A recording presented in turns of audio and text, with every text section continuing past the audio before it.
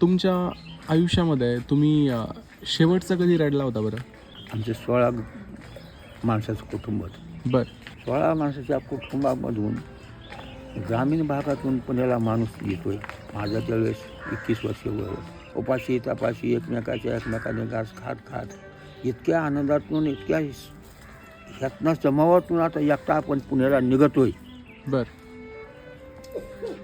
ती प्रत्येक वेळेला जसा महागापर्यंत समाज डोळ्यात नासून आणि अजून बी येते. गावावरचं प्रेम तुमचं कायमच आहे.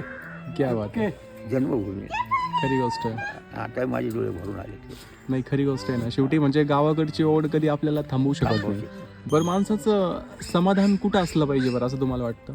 या माणसाच्या घरातली माणसं सगळी समाधानीत. तिथं कसल्या प्रकारचंच काय नाही, तिथंच माणसावर समाधान कुठे.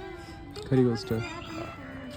मग तुमच्यावर आलोट संपत्ती, पण तुमच्या मनात समाधान, पुढच्या घरातल्या बाकीच्या समाधानाला काय करायचं? बरोबर आहे. हा, भले म्हणजे एक वेळेस खाय नसेल चाललं, पण तिथं समाधान पाहिजे माणसाचं. बरोबर आहे. माणसाला समाधान काय करायचं? बरोबर आहे. हा,